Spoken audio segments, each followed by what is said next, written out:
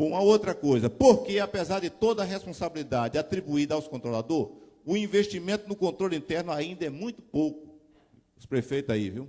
Por parte dos gestores, porque na maioria dos casos, o controlador não tem remuneração condizente com a sua responsabilidade. Mais uma vez, o tribunal não vai, de fato, ingerir, ter nenhuma ingerência, né, no âmbito dos municípios. Eu creio que já tem sido valorizado, e muito, os controladores. Mas, a cada vez que você participa de um evento, quanto mais você se qualifica, mais, é claro, que você vai ter, por parte do gestor, o reconhecimento, né? Então, os controladores também têm que demonstrar e mostrar serviço. Vamos lá? Vamos passar. Até que ponto o controle interno é corresponsável? Se vocês viram ali no artigo 74, o inciso 5º diz o seguinte, que ao deparar com algo irregular, você, claro, você vai apontar o fato para ser corrigido. Por exemplo, lhe chega uma necessidade de uma aquisição cuja modalidade proposta não é a correta. Então, você vai lá e vai devolver, dizer assim, olha, corrija porque está irregular. Essa não se enquadra nisso que vocês estão pretendendo. E aí, olha, devolver dizendo que não, vamos fazer assim mesmo. Vamos passar por cima de mim, por todo mundo, não quer nem saber. Vamos fazer assim. Você está obrigado a notificar o prefeito do que está acontecendo, tá? Se isso não se modificar, você está obrigado a quê? A dar conhecimento ao Tribunal de Contas. Dizer assim, olha, aqui no município resolveram rasgar a lei de licitação e vão fazer assim mesmo. Então, a corresponsabilidade do controle, ela se soma se ele se omite. Se o ato for praticado, né, você tendo consciência que está equivocado, que está indo de encontro à norma, você tem que dar conhecimento ao tribunal. Quais as punições à ineficiência do controle interno? Vocês devem, aqueles que estão há mais tempo no tribunal, sabem que o Tribunal de Contas tem um período de maturação. Nós não aplicamos pena na primeira, sabe? Ou seja, instituiu hoje, amanhã já vou punindo. Não. Só que o seguinte, o controle interno, nós baixamos a resolução em dezembro de 2005. Então, tem tido um aprendizado de lá até cá. Não tenha dúvida que vai chegar um período em que não vai ser só apontado no parecer a deficiência ou ineficiência do controle. Vai haver, de fato, uma punição por isso e vai haver para o gestor uma determinação de alteração, porque o controle é ineficiente. Então, o controle pode ficar ciente que esse negócio vai chegar. Assim como hoje, por exemplo, você tem hoje contas que são rejeitadas tão somente por ausência de licitação. Se o sujeito não mandou ou está incorreto tal, a conta é rejeitada só por esse item.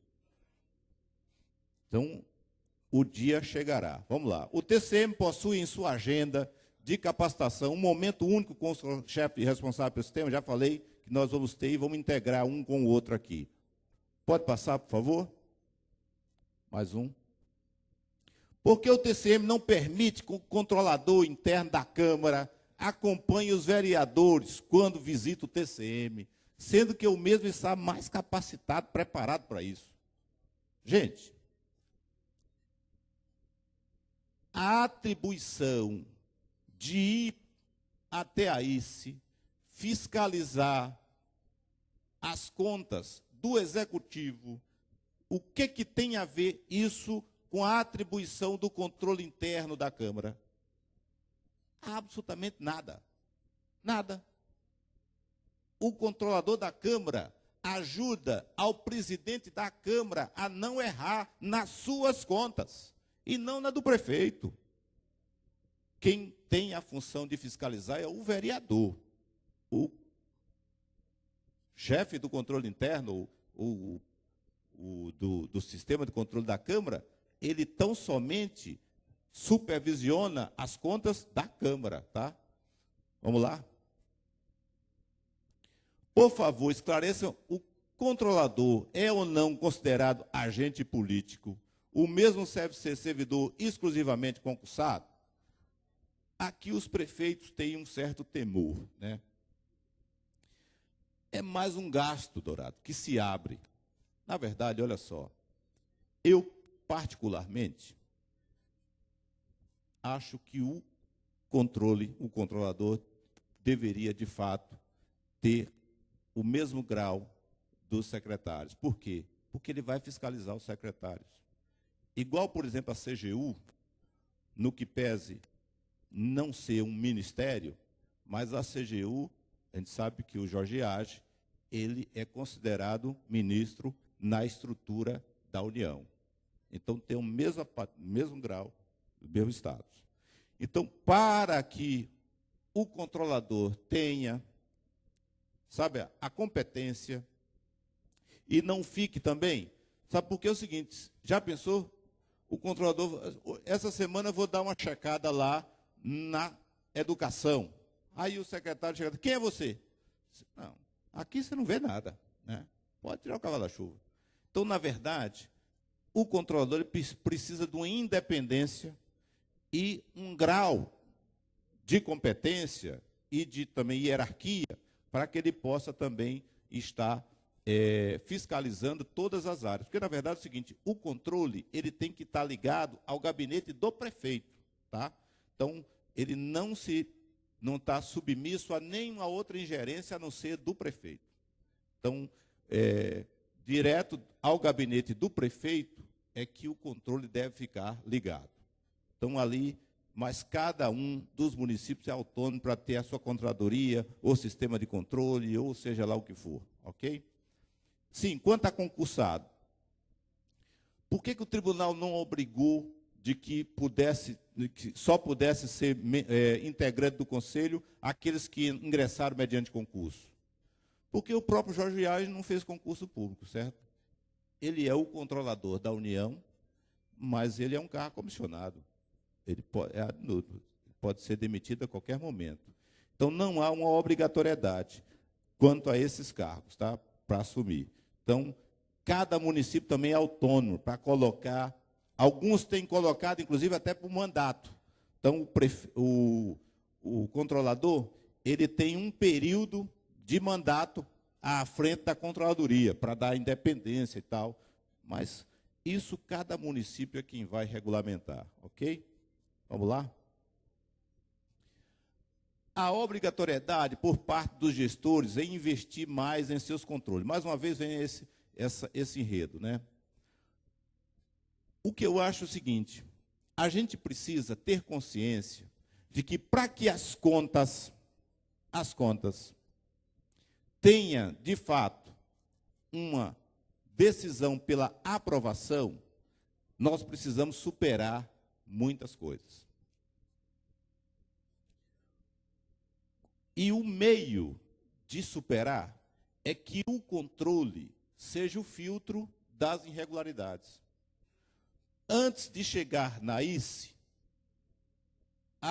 o controle ele tem que verificar e fazer com que cesse todas as possíveis irregularidades, evitando que chegue ao conhecimento do Tribunal de Contas que alguma coisa estava equivocada. Quem é essa pessoa? O controle. Precisa capacitar a pessoa que está lá no controle para ele fazer, de fato, essa revisão. E, na metodologia de funcionamento do controle, tem que ter, de fato, procedimentos que façam com que, em determinados momentos, haja uma manifestação do controle para evitar que a fraude ou a irregularidade ela continue. Se ela vencer determinados momentos, não tem volta. Então, precisamos exatamente estabelecer quais são esses momentos que eu preciso, de fato, ter correção por parte do controle. Eu acho que essa era a última pergunta. Vamos lá. Não, ainda tem um. Qual é o perfil do controlador interno? Essa era a maior dificuldade que a gente tinha. Qual é o perfil do controlador? Ninguém, absolutamente ninguém, o prefeito Caetano disse isso, inclusive aqui, de que o município, ou seja, o prefeito, é fiscalizado por todo mundo. É TCU, é TCE, é TCM, é a polícia, todo mundo fiscaliza o prefeito. E ninguém gosta de ser fiscalizado. Basta aqui perguntar aos homens casados. Ninguém gosta de ser fiscalizado. Né? A gente quer ter liberdade, sabe? Então, é uma coisa inerente ao ser humano isso, né? Agora, qual é o perfil do controlador? O controlador não pode ser um cara zangado, que já chega lá assim, sabe de mal com todo mundo. Não pode, né? E nem pode também ser aquele que permite tudo, sabe? Tudo é permitido, porque senão não corrige nada. Tem que ser uma pessoa equilibrada. E, acima de tudo, ele precisa conhecer, porque se o controlador, as pessoas que estão no controle, não conhecem, não têm afinidade com aquilo que eles vão fiscalizar, não vão opinar e não vai acertar nada. Ok? Então, sabemos que na maioria dos municípios, esses exercem o cargo através de contrato. Aqui está dizendo o seguinte, que as pessoas, claro, são nomeados, na sua maioria, para um determinado cargo. E que, por ser nomeado, teria aí uma certa afinidade com o prefeito. Nada disso, o tribunal não está nem um pouco preocupado com isso. Qual foi a forma que alguém chegou a ser o controlador? O que importa é que o desempenho da atividade esteja exatamente como a Constituição exige. Tá? Então, se o controlador cumprir com a sua função, com a sua missão, está corretíssimo. Vamos lá?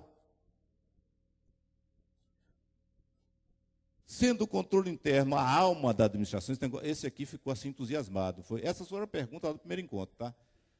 E como sua atuação é de acompanhamento, o que fazer para que todo o conjunto de servidores tome conhecimento da sua necessidade e importância? Gente, outra coisa é o seguinte, o controle não é agente secreto. Fica parecendo que o controle é agente secreto. Não! Todo mundo deve saber o que faz o controle, como faz, sabe?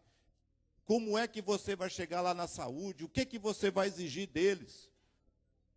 Você tem que... Outra coisa, como eu falei, o que faz o controle é previamente estabelecido em algum lugar. O controle não inventa nada, não. Ele vai atuar em cima de algo pré-estabelecido. Ok? Pode passar.